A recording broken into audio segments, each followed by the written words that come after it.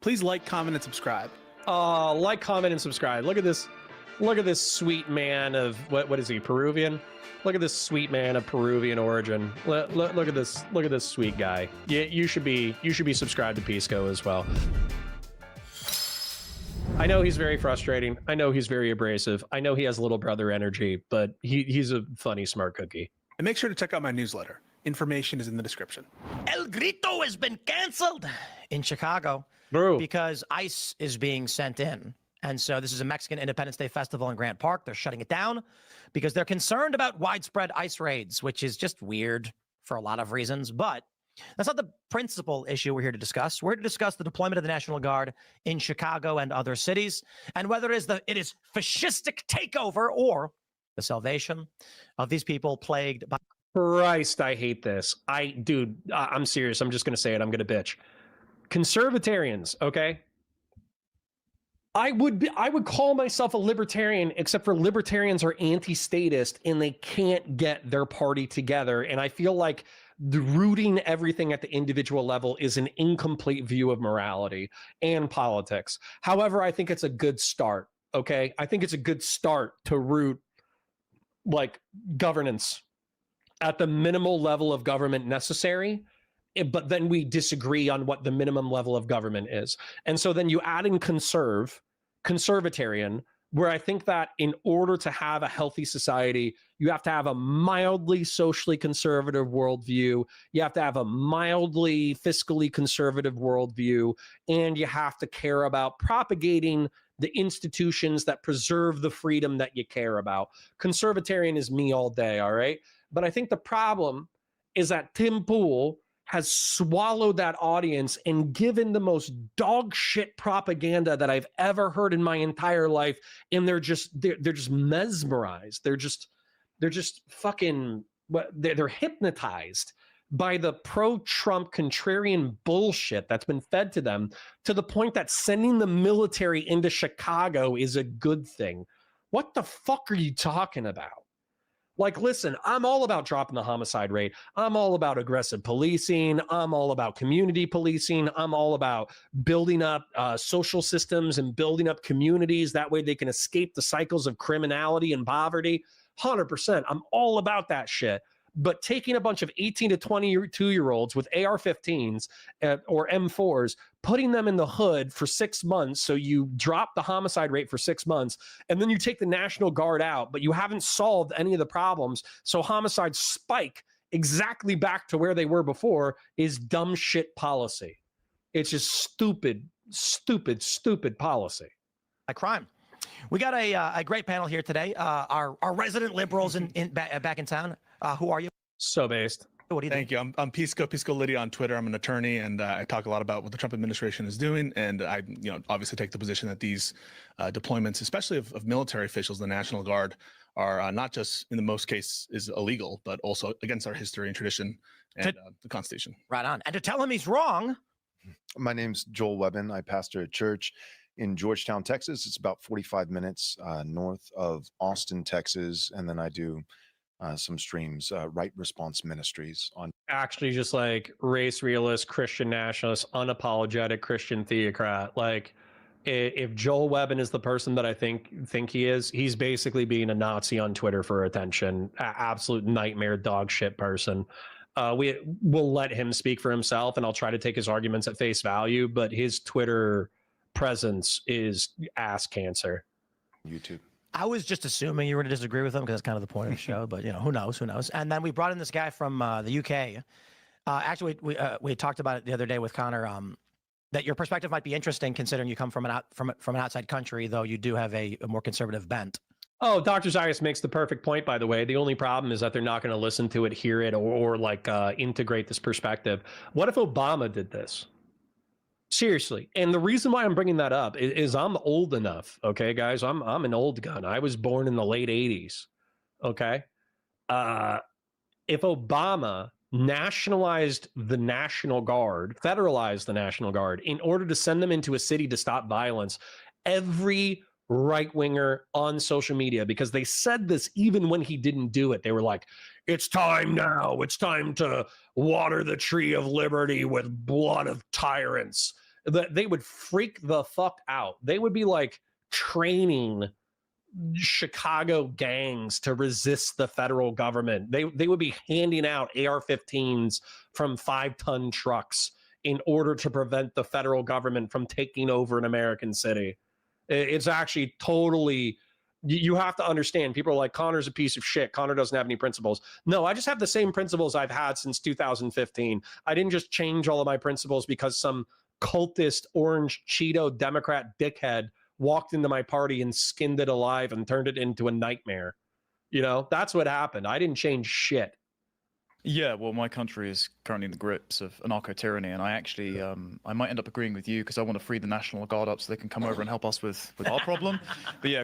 Aw, that's okay. I can steel man anarcho-tyranny. Connor Tomlinson, host of Tomlinson Talks on YouTube, writer for Courage Media, and general troublemaker, and hopefully friend of the show, considering you keep having me. So there's we'll just kick this one off, and I will not be separated from this, as I am from the south side of Chicago City proper, and grew up in ways that I don't think people should grow up. But to be fair, I will stress this: as bad as it was, the crime that we dealt with in Chicago, the world has been worse for a very, very long time.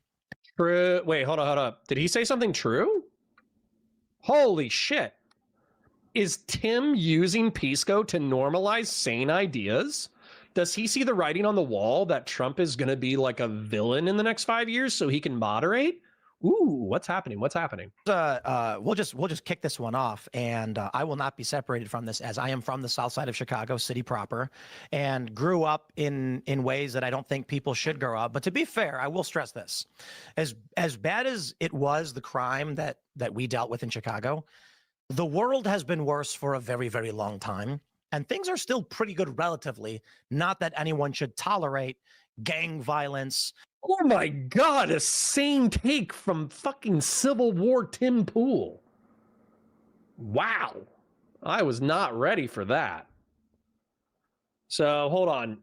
The Ryizzle says, if you call people Nazis more, they stop being Nazis. Well, hold on. Let's go check Joel Webbin's Twitter real quick and see what he's tweeting about. Because I'm pretty sure it's race realist, Christian nationalist freak bullshit. I don't care about criticizing Israel, and I would support whatever it takes to get non-Americans out of my town. Interesting how he's going to define non-Americans. My biggest problem, just ahead of my time, buckle up, buttercups. I think that he's simping for Nayib Bukele, who is a benevolent, allegedly, dictator who just tortures a few people. You know, just tortures a few people just for fun. We're going global, gentlemen. My guy, a man of exquisite taste and verbiage. But the FBI statistics are skewed. Yes, against whites. The real truth is even worse. Per capita offending rates per 1,000, blacks against whites, whites against blacks, ratio 31-1. Black criminality, which, by the way, I don't give a shit about talking about black criminality. It's like, what do you want to do about it? What do you want to do about it? Do you want to like fix some of the social issues undergirding the black society in order to make sure that African Americans have access to you know, like the opportunity to escape the cycles of criminality and poverty? Or do you just want to go into the hood and just start shooting people? Which, by the way, some degree of shooting people is required, but that shouldn't be your first, last, and only solution. Yeah, here's black teens beating up a white guy, and then the white guy actually does a gymnast move, not a gymnast move, does a wrestling move in order to throw one of the shit bags onto the fucking tracks. Good for him, by the way. Trump simping. I hereby call for Catholics covered in honey alliance against ants. Islam is the broom of Judaism. Yeah. So great replacement shit. More black posting. Yeah, so he's simping for an authoritarian dictatorship. He's an unapologetic Christian theocrat, and he constantly posts about race and Jews.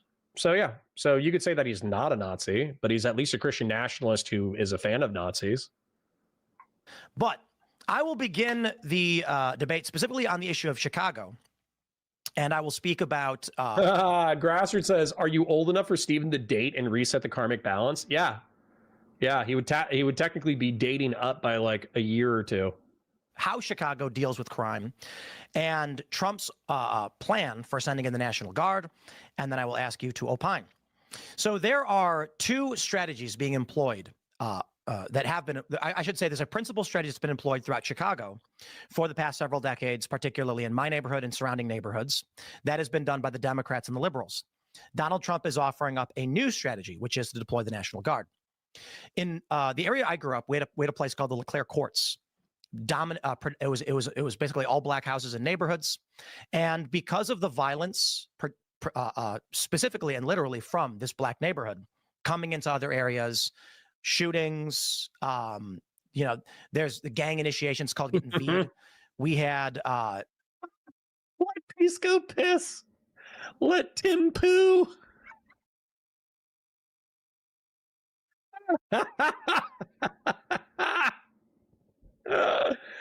Yeah, Racing, I know we've had our differences.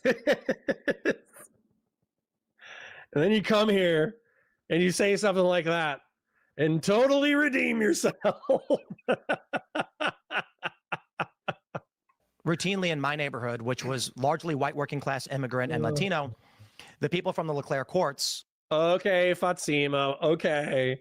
He's not a National Socialist, because National Socialists are secular or pagan, and they simp after the German ethno-state of, the 1940s and 1930s Germany.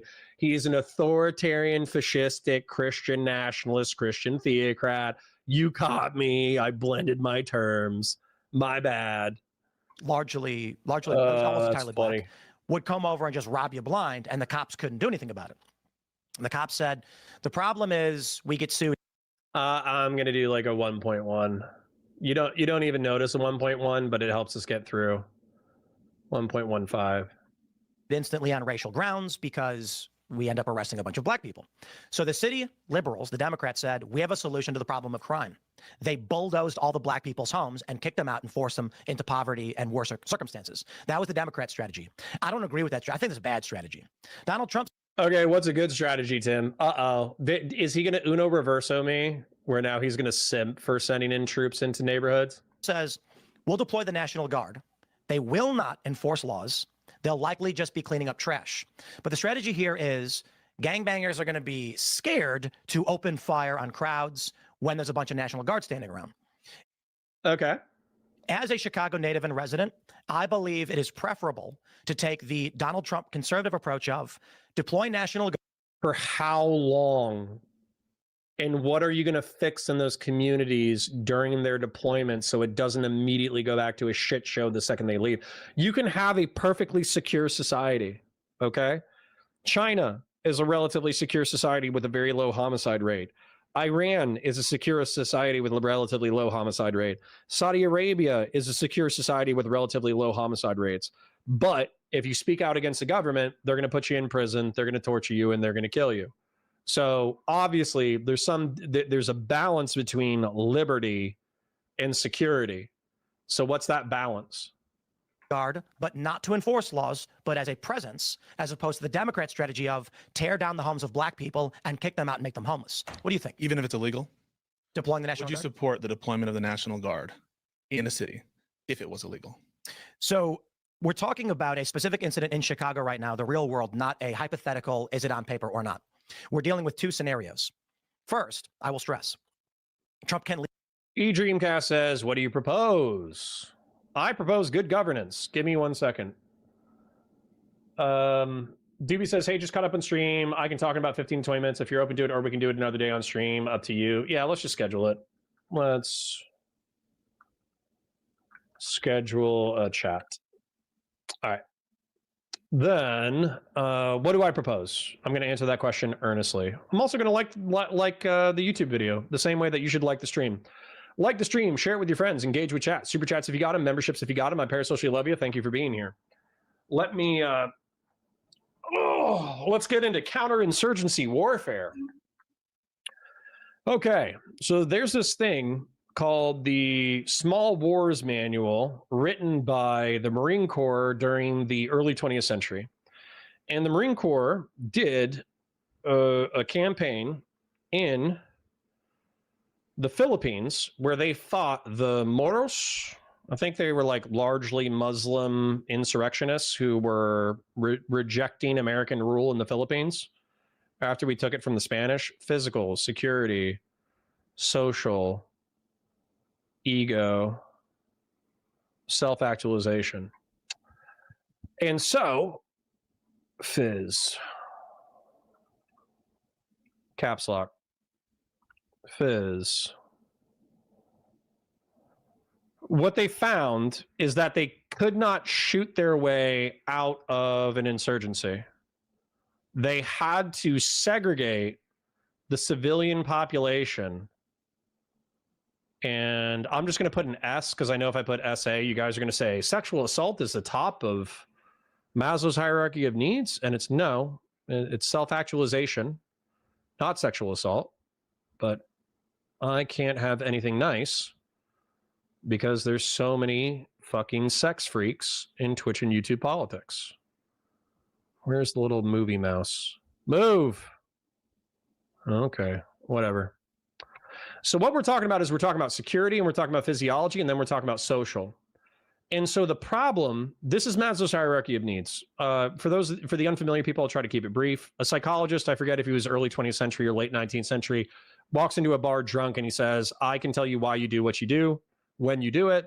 And he's like, there's 5 tiers of needs: physiology, security, social, ego, and self-actualization. Human beings, if they cannot provide for themselves physically, they will ignore all of these things in order to take care of their physical needs. If they cannot secure themselves, then they will ignore all of these needs in order to secure themselves. If they have a poor social life, then they're not going to be able to really deal with an ego, which is like achievements.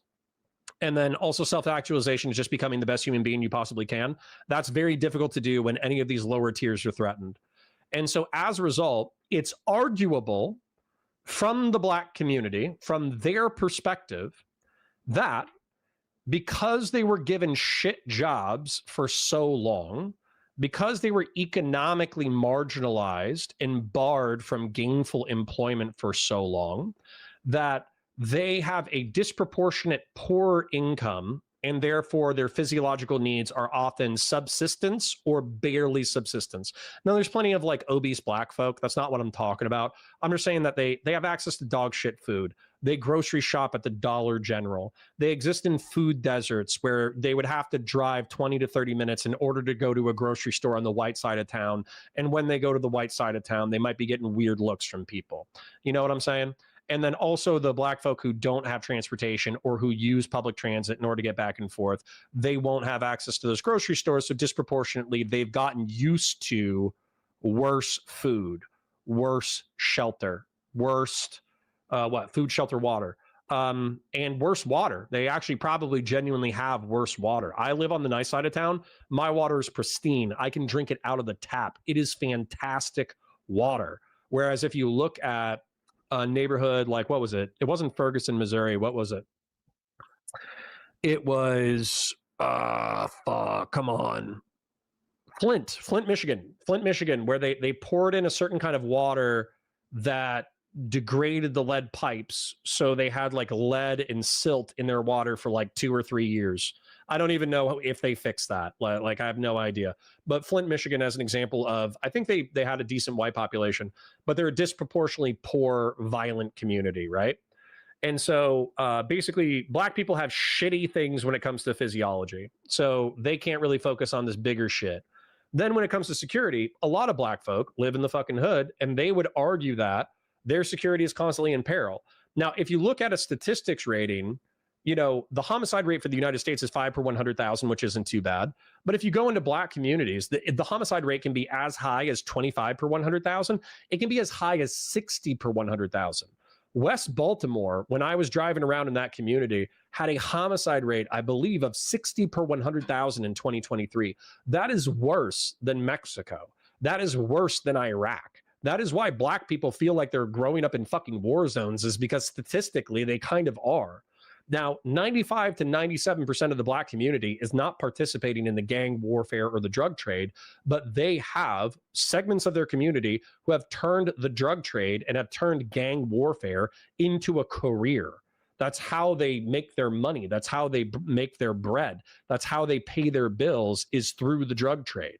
So what you're asking me what I would do in order to fix this problem is I would make sure that basically I would have, funnily enough, it's going to be a pseudo-communist solution, but it's not really communist. It's just state targeting and state subsidization. So I would unironically build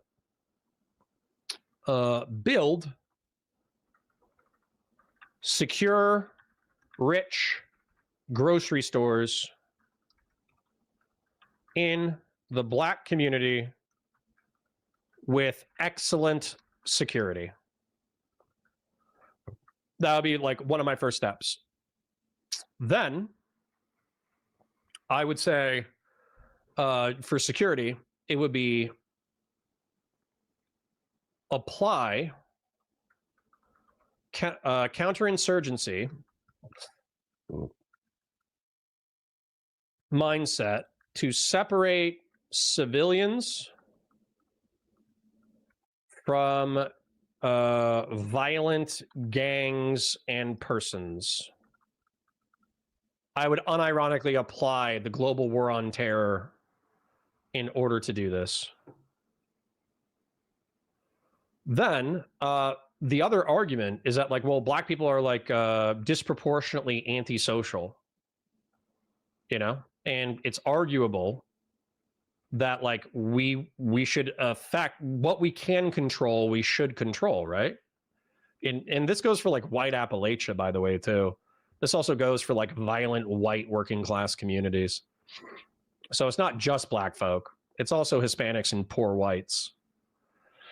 Then for social, robust and intelligent, high quality education.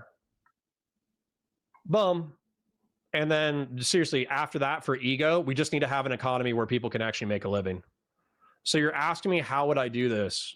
File save as counter insurgency in violent neighborhoods. This is what I would do. Secure, rich grocery stores in the Black community with excellent security. You can swap this out for Hispanic or working class white. I don't care. Apply counterinsurgency mindset to separate civilians from violent gangs. I would use that, but I would do it through law enforcement. Robust and intelligent, high quality education. I think that's self-explanatory. That's exactly what I propose. Legally deploy the National Guard. They just can't enforce the law. In every circumstance, you think he has unbridled authority to deploy the National Guard whenever he wants? Any National Guard? Well, so in Chicago, we're talking about an emergency scenario that Trump could declare an emergency. Well, then you can just answer the question. You can, like, if someone says, for example, you know, in every circumstance, can he deploy the National Guard? You can just say no in some circumstances, right? Now let's talk about the real world. Well, right? True. Just answer the question, you dodgy F-bomb. Answer that, right? Not in every circumstance. There's no absolutes.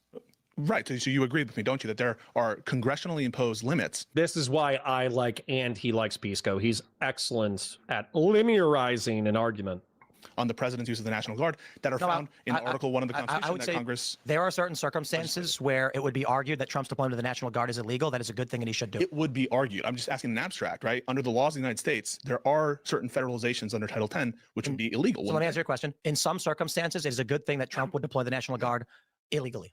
Okay. I mean, and so let's talk about the real world. Okay. The real world is Democrats literally, let me pull this up for you. I'll show you my neighborhood. The Democrats bulldozed Black people's homes and wiped out their. Yeah, Bud123 says, what is the proper reason to riots happening in cities where the police are ordered to stand down by the mayor to use the National Guard, military police to stop riots? Yeah, absolutely. But you need to have that precursor. The precursor needs to be law enforcement can't handle the issue. That needs to be the precursor. It needs to be responsive. Okay. And the reason why is because you don't want to normalize constantly deploying the military in order to squash civil unrest, because then you're not dealing with the causes of the civil unrest. And the people who are most capable of dealing with civil unrest are the civilian government. And so if the civilian government is incapable of dealing with civic unrest, then yeah, they can reach out to higher level security forces. But what they should do is like, holy shit, we just had a riot. Our citizens are deeply unhappy about something. How do we make them happier?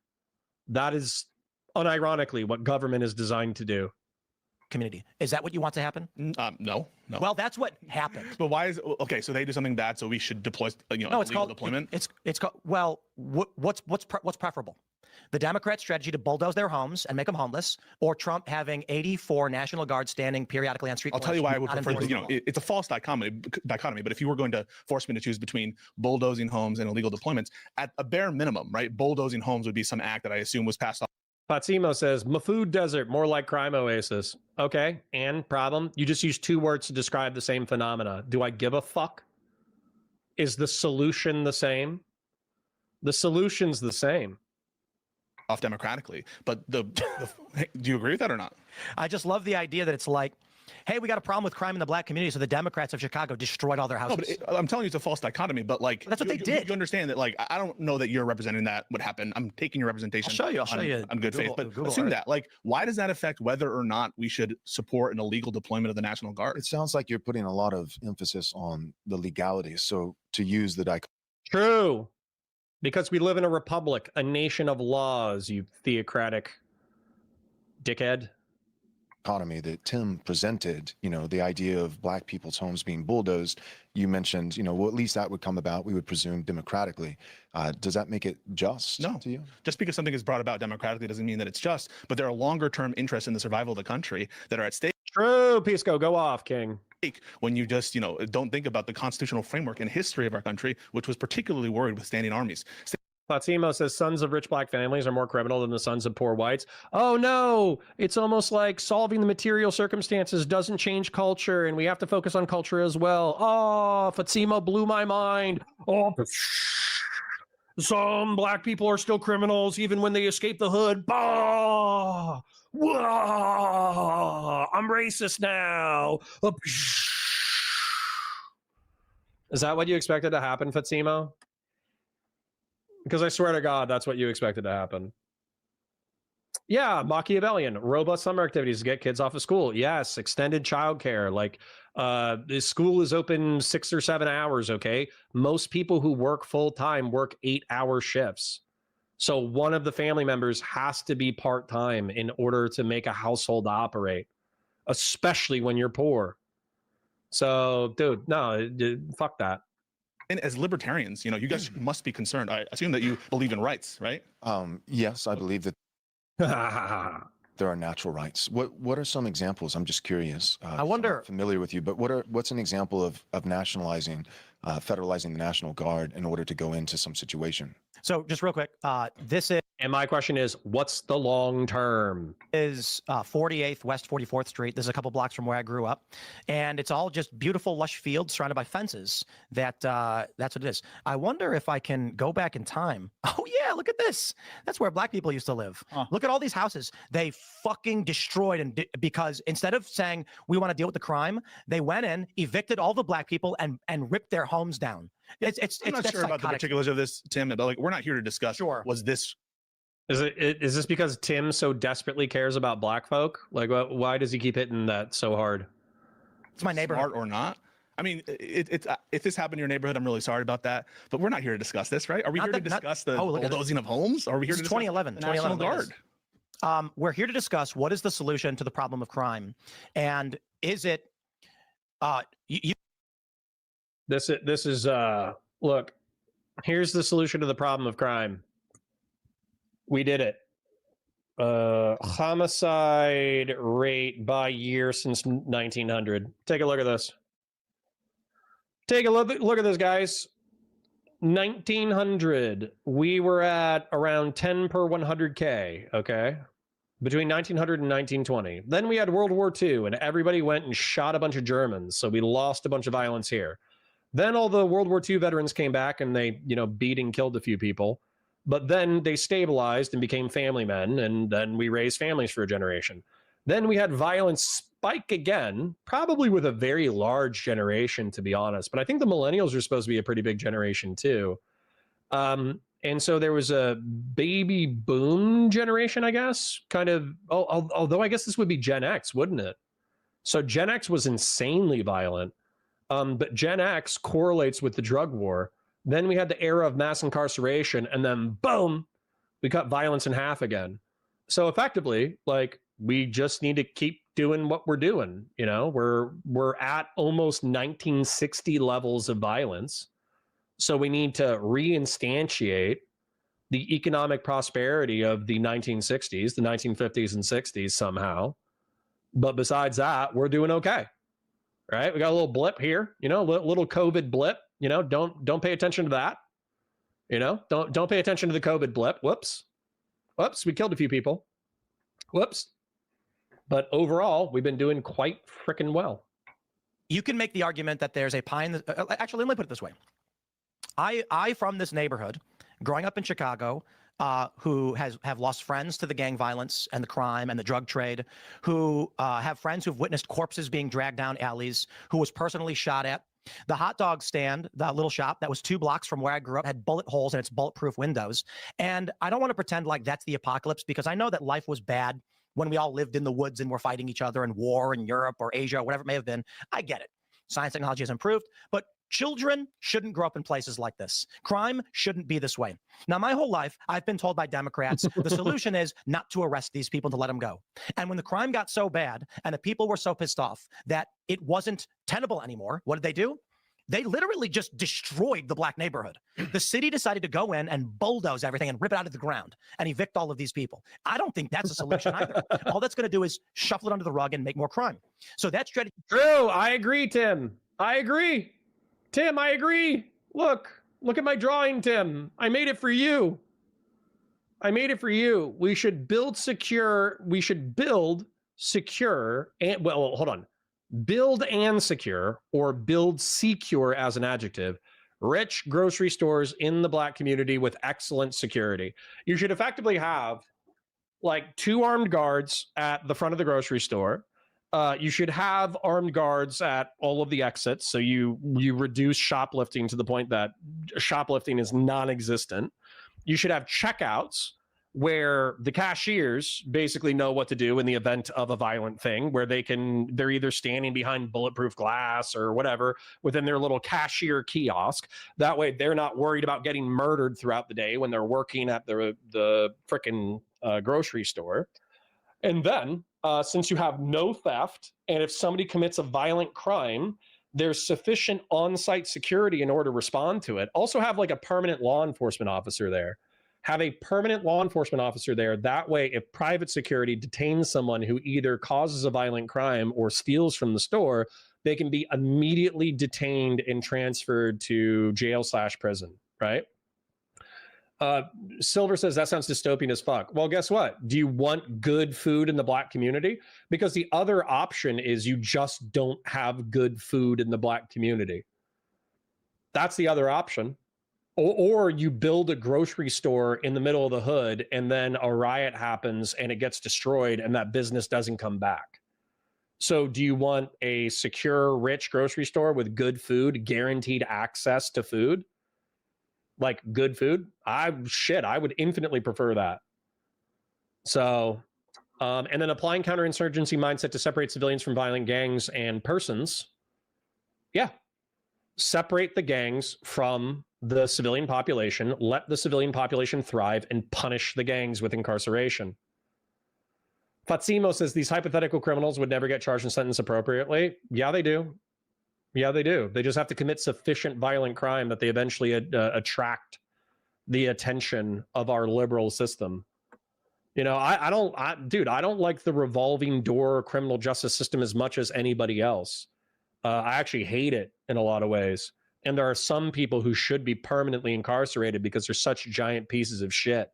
However, I think the point system that we currently have, where effectively, if you commit so many crimes that you point out, where you've done so much robbery, shoplifting, stabbing, murder, rape, whatever, that you're like, oh shit, you've done like 30 pretty serious crimes. Okay, you're incarcerated for the next 30 years. I'm perfectly okay with that. Now, obviously, like rape and murder, if they can prove it, you should just go away immediately for 30 years. But I'm saying, like, if you commit like, let's say you commit a dozen robberies where you don't have a weapon, but you like you have like an airsoft gun, right?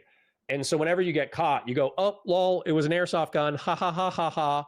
but the people thought that you had a real gun and you've commit effectively a dozen strong arm robberies, there's like a lower sentencing for not having a violent weapon.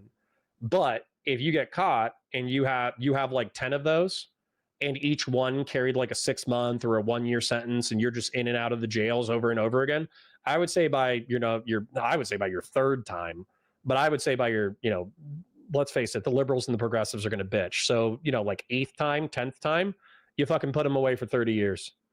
Fuck yourself. You're too uncivilized to be a part of like civilized society. So that's my solution. It's and by the way, it's better than race war. This is the other thing, Fatsimo. Like, listen, I get it. You don't like black people, whatever. It's fine. You don't have to love black people in my chat. They're fucking monsters or whatever the fuck you want to say. But like they're irredeemable. We can't help them. They're just so bad. We have to segregate.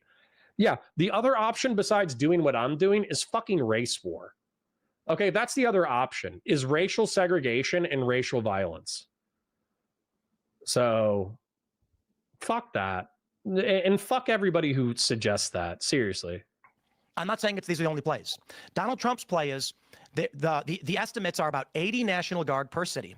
And what they'll likely be doing is picking up trash. They do not have the authority to enforce the law, local law. But the idea is, in these areas where gangs come into, like Vidham Park, where I grew up, where you'd see 15 black teenagers come into our neighborhood and just steal everything from you. They won't do it when there are 2 National Guardsmen standing there with rifles. Will you condemn the National Guard if they help execute a search warrant for ICE? Why? Because you said that you wouldn't be in favor of them enforcing civilian law. I didn't say that.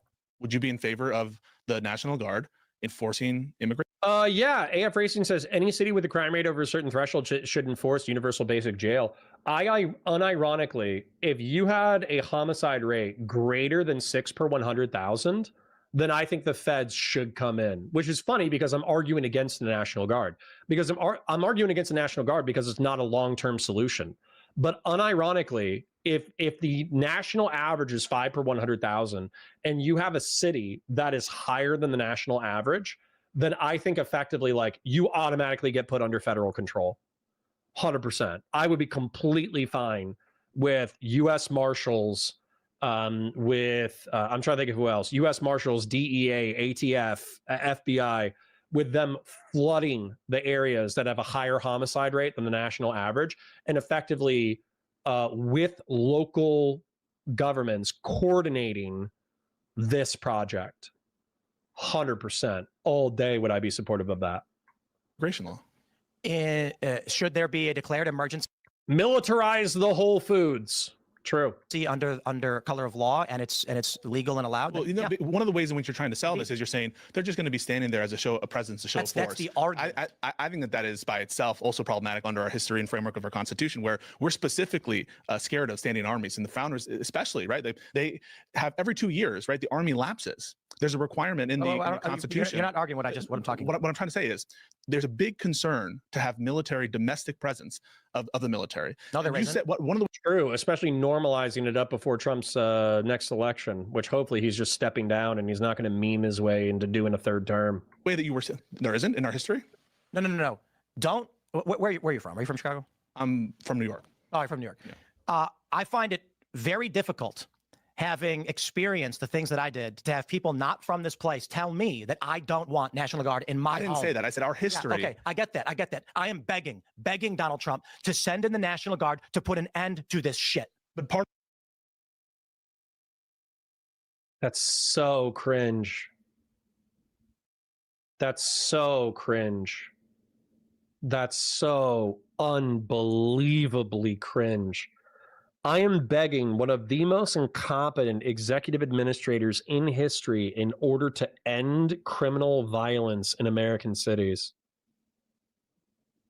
This is how dictatorships are born, by the way. You know, everybody thought that George Lucas was too. Everybody thought that George Lucas was too on the nose with his commentary. I can't believe it. I can't believe it.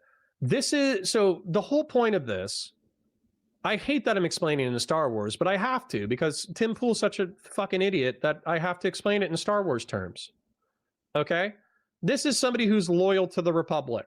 Okay? Who's loyal to the concept of liberty. Padme Amidala. She's the good guy, by the way, even though her boyfriend's a murdering piece of shit.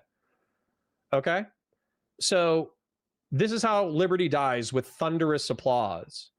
And the whole point of this narrative, in case you're unfamiliar with the small media project known as Star Wars, is that Chancellor Palpatine manufactures a security crisis by playing both sides of a conflict in order to escalate to war so he can be voted emergency powers so he can seize military dictatorial power. And because people are so scared of the war and they're so scared of the violence, they applaud for it. They want it. They cheer it on. But then what he does is he does a bunch of infinitely more evil shit than if the Republic was allowed to perpetuate and maintain its rule of law. I can't believe I have to explain this shit in Star Wars terms, but apparently he doesn't remember Star Wars. Then what's the other thing too? So if we look at homicide rate by year since 1900, we have a violence rate that's almost the same as the most peaceful time in our history. We have the violence rate equivalent to the 1950s and 60s. But because you can see it on cell phones, it's scary. Fuck me. This is fine versus this is unbearable meme. Tim Pool thinks that the United States is this. As a matter of fact, all of MAGA thinks that the world is this, but the world is this right now. This is what drives me crazy. It genuinely drives me crazy. Like, no offense, all the economic stuff, like I understand it. It's hard being a working class person. You bust your ass and you work endless amounts of hours in order to make just enough money to give your favorite streamer a super chat along with paying your bills. Okay, I understand it. It's hard out there. It's hard out there for middle class people. It's hard out there for working class people. It's hard out there for people who have families. It's hard out there to just make it. It's hard to just work 40 to 60 hours a week as a person, pay your bills and survive and have enough energy to enjoy some Netflix and maybe go to the gym once or twice a week or take care of your family because you can't do it all at the same time, right? Guy putting up demons and fire around himself. But this is unironically MAGA. This is MAGA right now. It's the guy who's like, you guys have seen it before, right? I'll keep it with the other one. But there's this one where there's a guy who's he's like hanging up like demons and monsters around himself, and then he sits in the middle of the demons and monsters and he cries and screams. But they're demons and monsters of his own creation. Infuriating. Part of the way that you're selling it is, don't worry, they're not going to enforce civilian law. That's part of what you're selling. I said the plan was this. And True.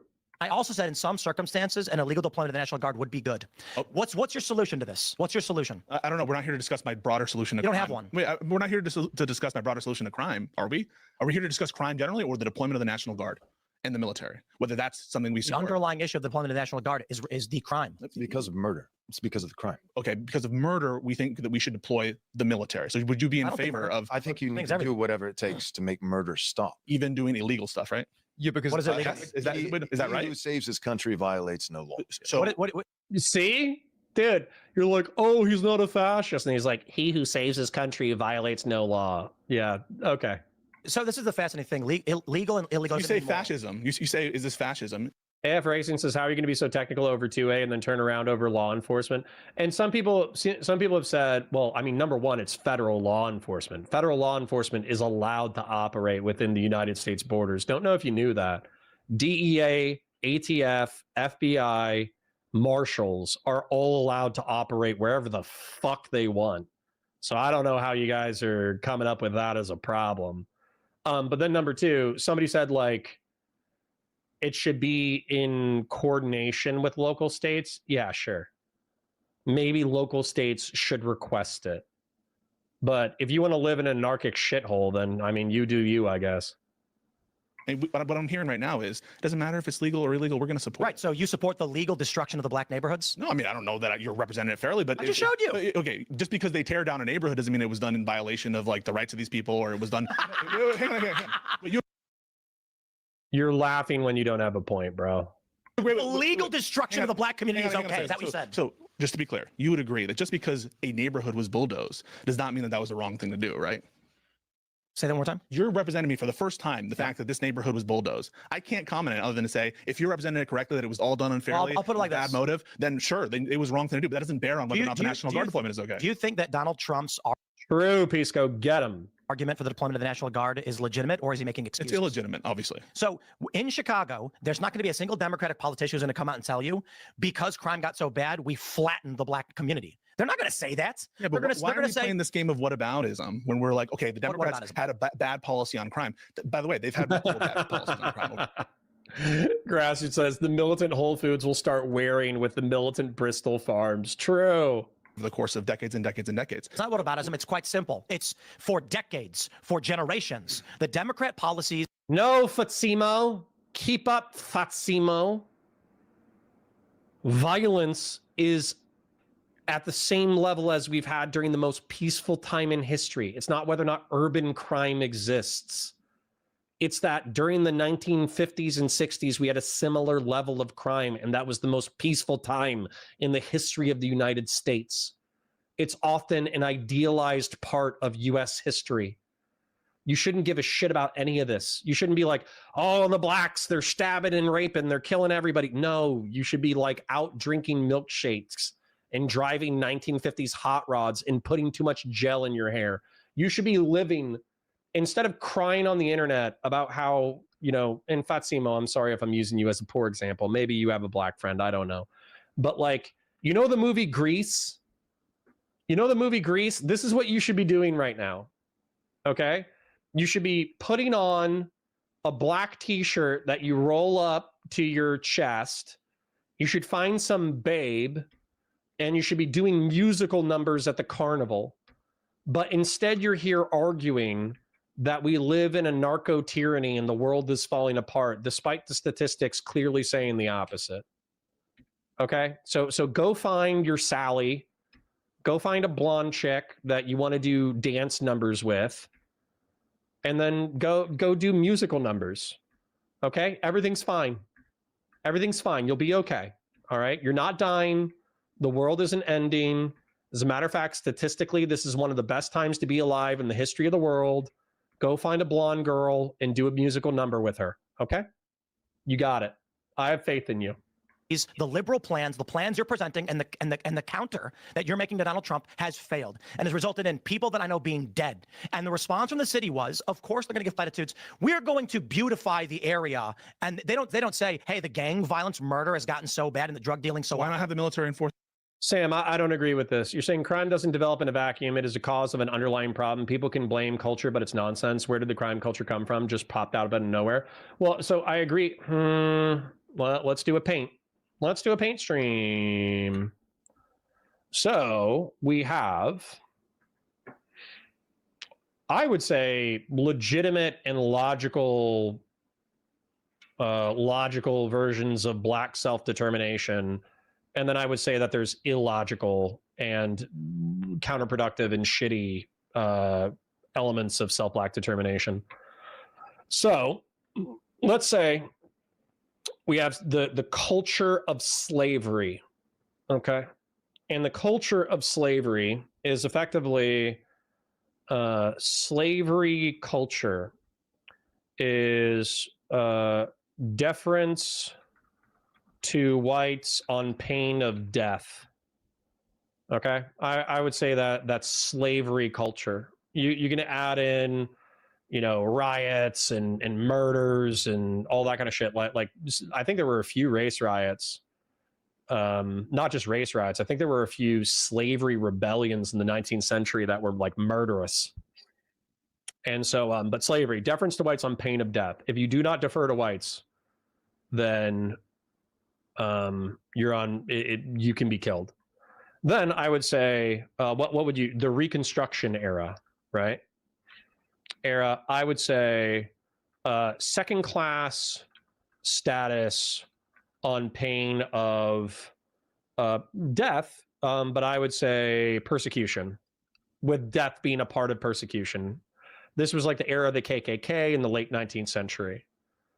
Then, after that, you had desegregation / civil rights. And by the way, this is like 80 years. This is all the way up until the 1960s, which my parents were born in 55. So deseg / civil rights, assertion of equal status under the law. Because we wrote that, okay? We wrote that Black American citizens were US citizens and equal before the law. We wrote that at the end of the Civil War, but we didn't practice it. Not just in the South, but also in the North, Black people were still treated as second-class citizens on pain of persecution and death. Then I would say, this would be civil rights. I would say this is like the civil rights era, post-civil rights era would be the legacy of slavery and segregation. And that's kind of where we're at now, by the way. Segregation. We're kind of in the legacy of slavery and segregation, where it's not legalistically enforced, but it is, we're still dealing with the fallout. You know, I have a Black community. I used to call this, and I really wasn't trying to be racist, but when I was a cop, we would patrol certain neighborhoods. And of course, like when you go to the neighborhood, it's 95% Black, 97% Black. And then it was like 3% illegal Hispanic, and then like less than 1% working class white. And so it wasn't illegal for the whites or the Hispanics to live in the Black neighborhood, and it wasn't illegal for Blacks to live in the middle class or working class white neighborhoods. And there was, funnily enough, separate from the historically Black neighborhood, which is what I called it, which could be a little bit racist, but whatever. It was a historically Black neighborhood. It's descriptively true. There was another working class neighborhood that was Black, Hispanic, and white mixed together of equal proportion, because they all moved in at the same time. They weren't people who had been in the same city for the past 100 years, right? And so the question is, how do you deal with the legacy of slavery and segregation? And I would say one of the things, you're saying crime doesn't develop in a vacuum. It's a cause of an underlying problem. People can blame culture, but it's nonsense. Where did the crime culture come from? Just popped out of nowhere, lol. Well, I would say 95%, in my opinion, 95 to 97% of the Black community is not involved in gang culture. They're not involved in criminal culture. Okay. 97% of Black community is not involved in gang / crime culture, but they tolerate it because they're under the same persecuted class. And so you guys can say this is bullshit if you want. I kind of think it's bullshit to a certain degree. But the perception from Black folk in the Black community was often like, somebody breaks into their house and steals all their shit, right? And they're like, fuck whoever did this. I'm signing a sworn written affidavit. I'm prosecuting. I want you guys to get fingerprints. I want whoever did this to go to jail. You know, fuck them. You know, they're pieces of shit. I want nothing to do with them, et cetera, et cetera, et cetera, et cetera. Then they find out, because we actually catch a few burglars, that the burglar is actually their friend's son who lives a block away. And that their friend's son, because they broke into their house and stole their shit, maybe they're sympathetic. Maybe they're like, oh, he's got a drug problem, he's got a mental health problem, he's running with a bad gang, you know, this, that, the other.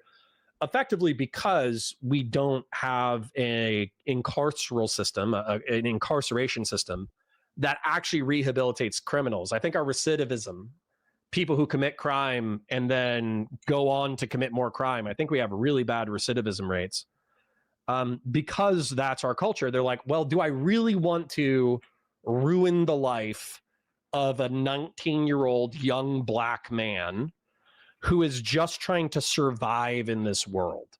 And so they drop the charges. But what ends up happening is that young black man who's going down the wrong path is he doesn't suffer a consequence, and so he keeps engaging in bad behavior.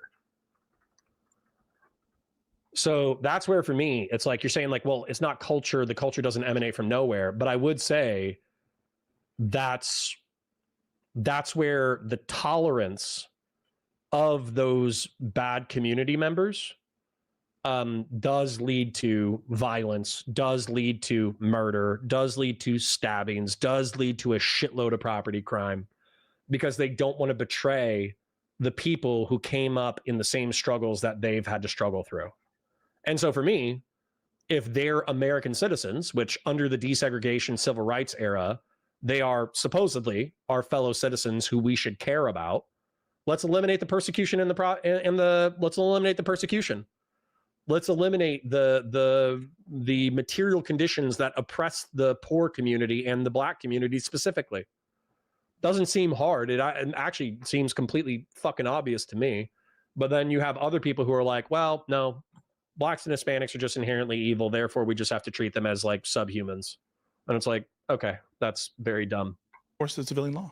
So deploying the National Guard is Trump's plan. And I say, I'll fucking take it. I will take it. So you would support the military? Why? Why is a multimillionaire West Virginian caring about the South side, the violence on the South side of Chicago, to the degree that he wants to authorize the federal government to deploy troops on United States soil? I have to say, he's just shilling. This is unbearable. This is Tim.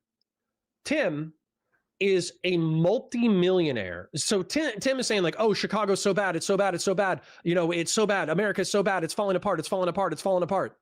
Tim is a multi-millionaire who lives in a compound in West Virginia doing a media business. This is Tim's life. And this is his reaction to his own life. And this is what he wants to pretend he's a part of. Absolutely insane. Enforcing civilian law, including in Chicago, 100%. Yeah, because this is an emergency. So no one should believe you when you're doing this whole thing of, don't worry, they're just going to be standing there. You know they're not. You're lying. I didn't say that. He was just saying that's the plan. He's not saying that's not the plan, because we saw what happened in LA. And in LA, they weren't just standing there. They were helping execute warrants. They were going and doing enforcement actions on cannabis farms. They were, making perimeters. They were doing arrests and searches. So it's not just the case. That's allowed. Their whole well, hang on. That's not illegal. That's enforcement of civilian law. And that's fine. Okay, the law says it's not. No, that's not correct. You're lying. Okay. Under certain circumstances, the president has the authority to invoke the National Guard to enforce national law, a local law. Not under posse comitatus. That's the Army, not the National Guard. The Army and the Marines. Oh my God, you guys piss me off so bad. AF Racing says, yeah, for federal crimes, you frigging guy. If I look at federal statutes, is murder going to be a federal stat? I already know this. I'm not even going to bother. Do you think that I think the Fed should be enforcing local crimes or federal crimes? And do you think the federal government has prohibitions against like murder and drug trafficking and weapons trafficking and rape? Because they do, and they could enforce those laws, and they could focus on the areas that are worst off. It's not fucking hard, guys. It's not hard. If I say something and you're like, there's a stupid version of this position, and there's a smart version of this position, I'm going to presume that Connor has the stupid position. You're wasting your time. That applies to the National Guard and federal service. The Army and the Marines can enforce. Just assume I have a 3,000 IQ, okay? Just assume it. A domestic law if an emergency is declared and Trump invokes the Insurrection Act. The posse comitatus applies to National Guard troops called in federal service. Do you? Sure. Okay, so it does apply to them. It does. So there's two circumstances where the National Guard has more leeway to enforce domestic law when the law is not being enforced. We've gone over this for years now. Even liberals made the argument. If local law is not being enforced, the president has the right to call upon the state National Guard. Trump can bring in Bella Bean says, hi, I'm way back in the stream, but I'm glad you're back. Thank you. It's good to be back. Thank you, Bella Bean. I'm way behind on chat, but I parasocially love you anyways. If you guys could please shill, because we're probably going to be wrapping up in a minute. Like the stream, Share it with your friends. Engage in chat. Super chats if you got them. Memberships if you got them. I parasocially love you. Thank you for being here. Military, actual Marines and Army to enforce local laws. If he- Machiavellian says, I can't be in Greece. I'm balding and gay. Frowny face. Well, the gay part's not going to stop you. Gen X is banging chicks in the backseat of a car at a drive-in theater. Absolutely. Oh, that's funny. God. Dr. Zaya says, isn't crime rate lower than the 1950s now? Wish I had a computer in front of me so I can check that shit on my phone. It's close enough that we shouldn't even give a shit. Hedonic Treadmill says, what's up, Connor? Where you been? I almost died. I almost pooped myself to death last week. Carrying a switchblade and a pack of cigarettes rolled into the sleeve. Exactly. Didn't know things were that great. Thanks, Connor. You're welcome. He should be Greece, and instead he's the outsiders. Exactly. Out here fighting people with bike chains with his pal Pony Boy. Dude, exactly. Wowman542 says, I still remember that satire of Greece where one of the guys sings, tell me more. Did she put up a fight? And the rest of the gang goes, what the fuck?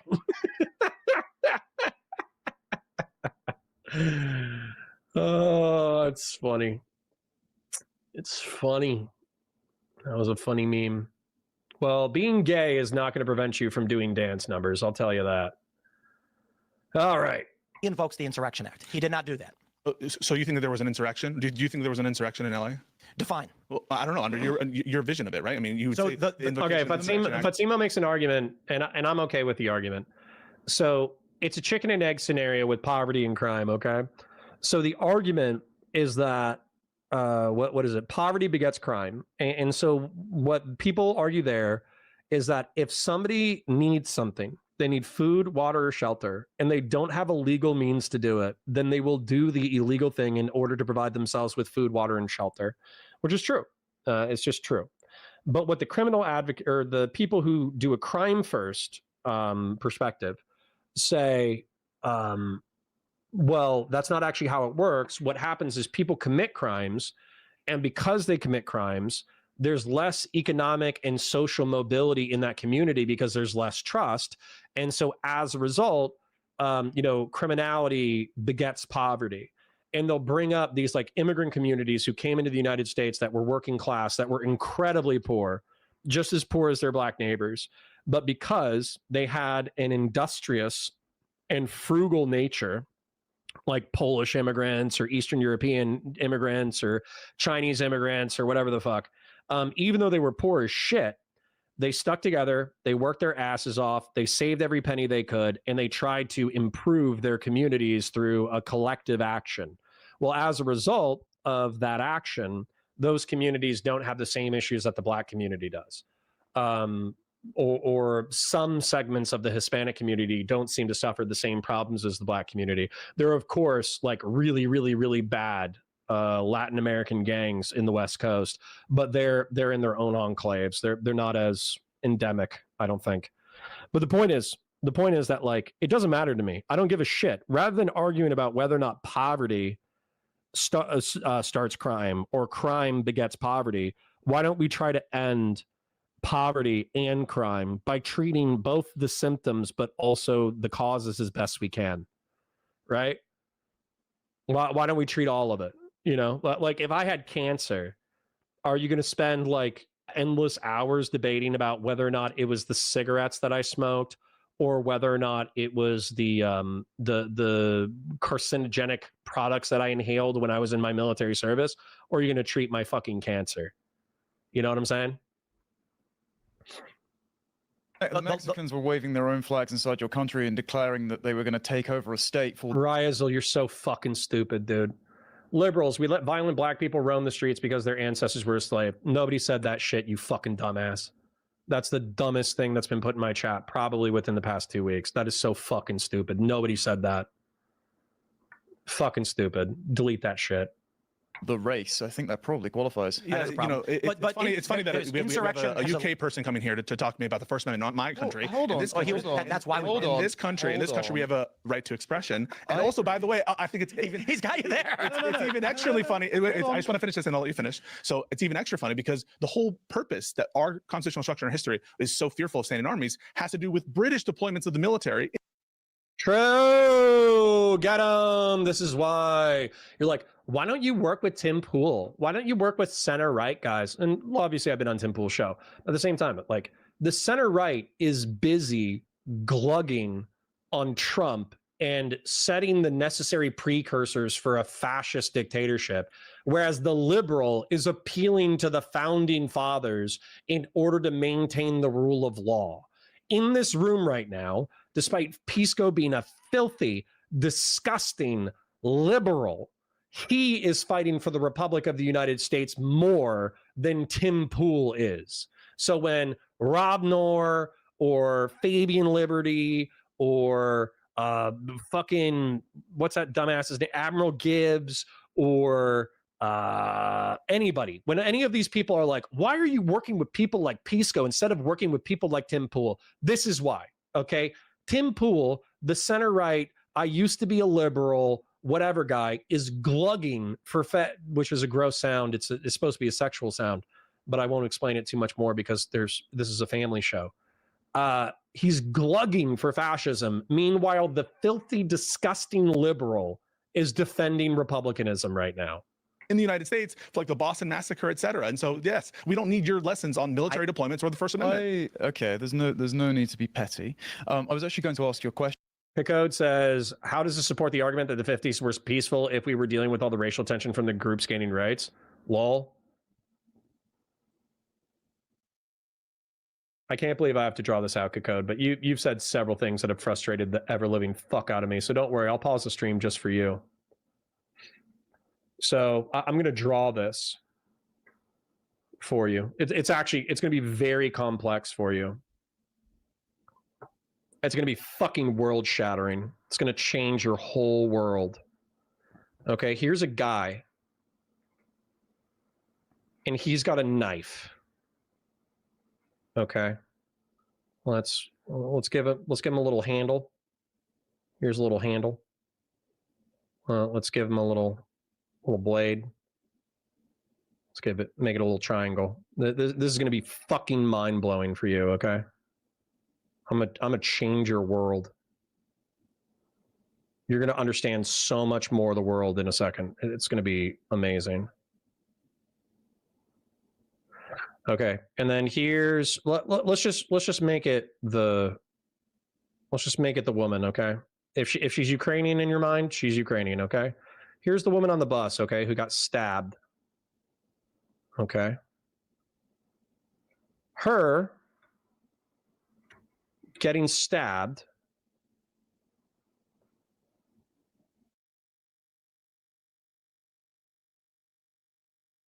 the death. I can't believe I have to explain this. Like Code, is your question sarcastic? Can you clarify whether or not your question is sarcastic? I feel like you might have problems conceptualizing world events and therefore should not be participating in politics. Okay.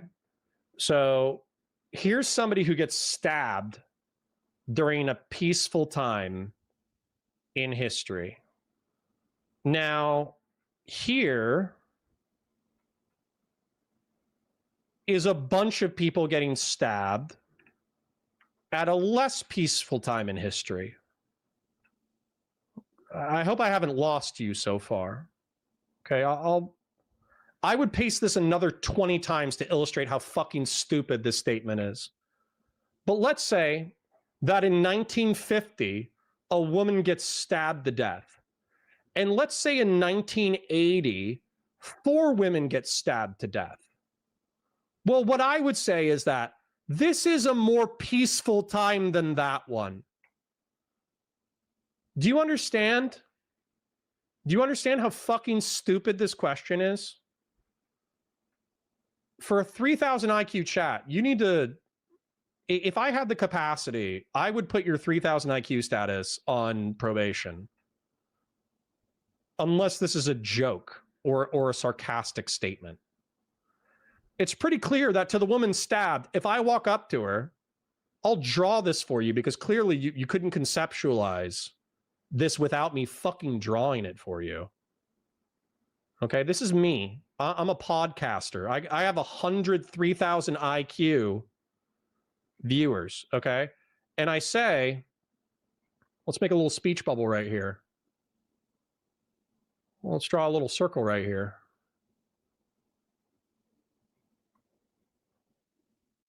Let's do this. This is 1980.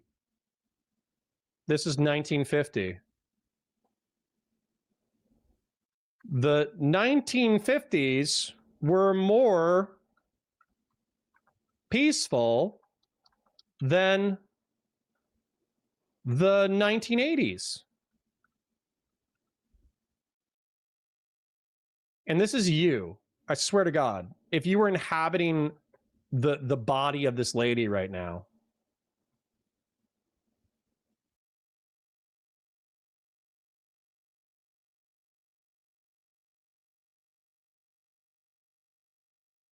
How am I being stabbed then?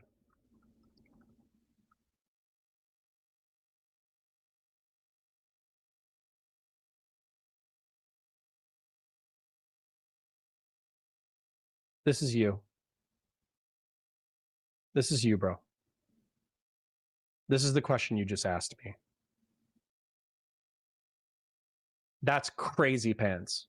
It's crazy pants that I had to pause the stream to answer this. I hope this question is sarcastic. The 1950s were more peaceful than the 1980s because there were more stabbings and murders and rapes. And then somebody gets stabbed in 1950 and you're like, how?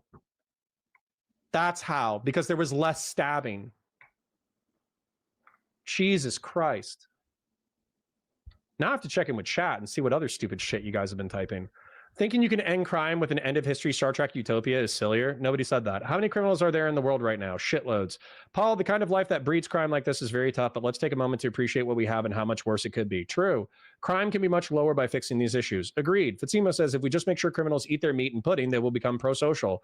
No, dumbass. Fatima, I swear to God, you're just trying to fucking piss me off. Where is it? No. You get them food, water, and shelter that is secure, meaning they won't be stabbed or shot or killed while they're accessing said food, water, and shelter. You apply, you make sure that they have access to it. Then you apply counterinsurgency mindset to separate civilians from violent gangs and people.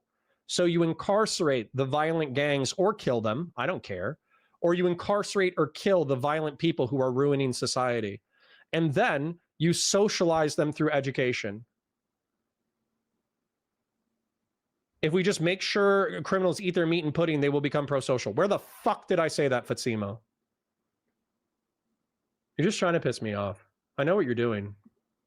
You're trying to make me mad. And it's working. Question in very good faith, so I would rein that in, please.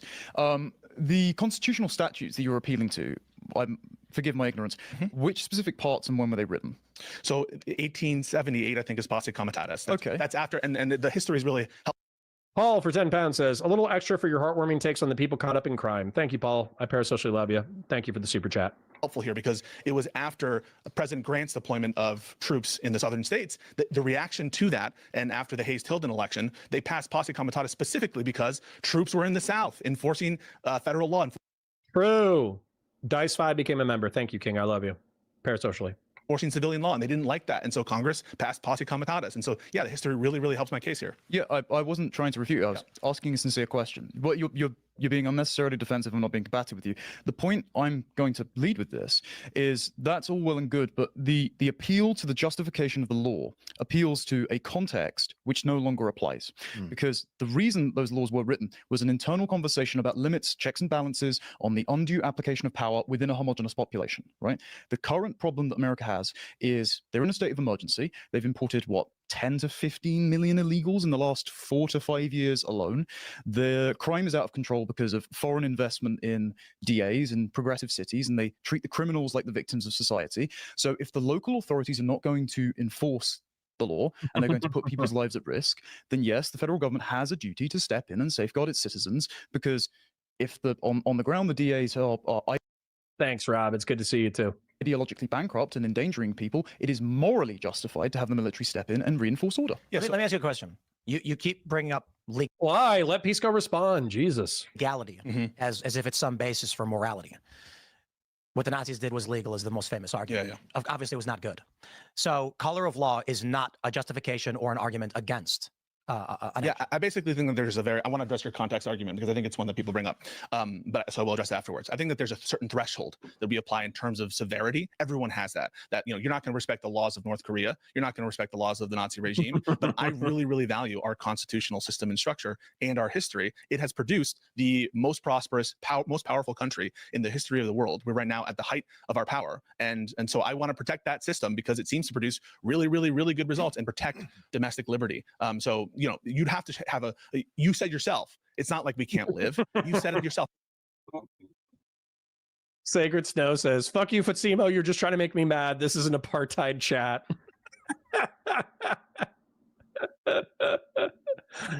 Oh, God.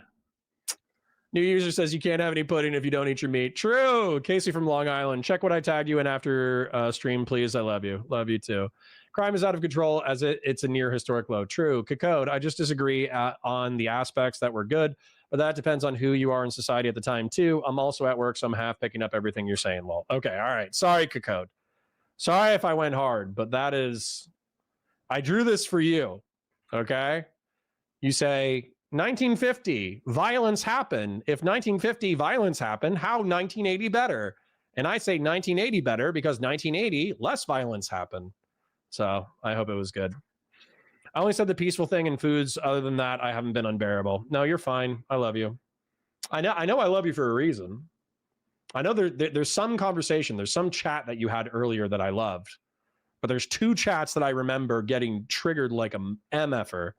I think you've one guyed me twice, Cacode. So this was one of them. This was one of them. That's fine. That's fine. You guys exist to trigger me in order to frustrate me, in order to drive me crazy. So it's fine. That's fine. Let's make them make another point, and then we'll probably wrap, and then we'll probably plan content for the rest of the week, to be honest, just because I think I need to touch base with Pisco. I need to figure out when we're doing Valor Reacts. I need to figure out if I can do any other collaborative content with anybody else, because I think there's some other streamers who DM'd me and wanted to do some collaborative stuff. Nobody huge, but just some people who were like, hey, we want to do this panel, or we want to do this interview, or we want to do that. And last week I was actually dying. So, I appreciate people reaching out to me and wanting to do content together while I'm dying, but unfortunately I was unavailable because I was dying. What should we call this? Cacode triggering me about crime statistics and time. There you go, Cacode. You are immortalized. I might have yelled at you a couple of times in my chat, but you are now immortalized as a part of the digital landscape of the Counterpoints chat. You are immortalized as your own drawing. At the start of the conversation, we've had worse times, and so it sounds to me like we haven't met that threshold, at least in your mind, that we're going to throw away our constitutional scheme of government. That's ridiculous. Who said that? Okay, and I want to address your context. That's a ridiculous drama that no one argued. So all I'm saying is the good here is to protect our history, our constitution. Yeah, I should probably talk to On F America and bring up that the Live and Learn guys could probably do what Destiny does with less controversy, and then maybe Destiny should be brought in as a heel. I think that's actually a really good idea that probably meets everybody's needs. Steven gets to get good debate content around college campuses. The Live and Learn guys can become the creator brand ambassadors for National Ground Game if they want to. Obviously, lending your face to another organization when you don't technically need to in order to make ends meet is a risk. So I understand that they might be risk averse. However, somebody needs to do it. Somebody needs to step up. So But what is the circumstance by which Trump can? And by the way, I will step up, but with 100 live viewers, I think that's going to be tough sell. Hey, here's the face of the Democratic TPUSA. He's a never Trump Republican who uses racial slurs. I don't know if that'll work. Legally deploy the National Guard. It depends. He has different authorities to legally deploy the National Guard. Emergency. Can I address his context? Emergency is one of them. It depends which kind of emergency. So like which one? So for example, the title he invoked in California, it's rebellion, it's invasion, none of which are present, and an inability to enforce law. How to define invasion? True. Get him. Invasion. Well, okay. Why should I have to define invasion right now as we speak? Because you said Trump cited invasion. He did not cite invasion. He cited the statute which calls invasion. So he's not pretending there's invasion. He does pretend there's invasion for purposes of the Alien Enemies Act, which has been rejected now even by the Fifth Circuit. Let's start over. Christian Valeris comes up with the most productive idea. On F America could pay Cotter to cockblock Destiny. Every time he chats with a co-ed, Cotter just plays spicy quotes from his previous streams. True. I'll just follow. Have you guys seen that? That's how we'll wrap the stream. Okay. What? So there's this great show. It's actually a horrible show. Okay. In reference to this topic, Pisco has always mogged. We didn't get that far into it. We only got 20 minutes into it. But the truth is, I trust Pisco, and we broke down a lot of interesting stuff and got some funny drawings. Thad Castle condom. Let's take a look at this. So, all right. So I will be Thad Castle for Alex Moran. Okay. Thad Castle, I don't know if he's a defensive player. I think he might be like a defensive center or something like that. Maybe he's not center. He might be something else. But basically, Thad Castle is like the ultimate college douche. And there's this chick who wants to hook up with the quarterback. And where is it? Thad calls her out and is like, where's the condom? Because he doesn't want her to get pregnant before the quarterback becomes famous. And so he, Alex Moran, if he was responsible, he would have his own condom, but he doesn't. So Thad Castle pours beer into the condom. There's holes in it.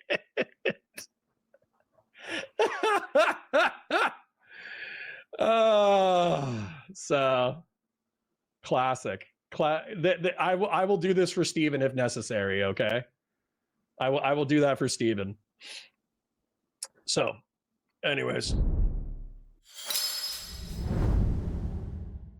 All right. Anyways, you guys were very generous today. I parasocially love you. Thank you for hanging out in chat.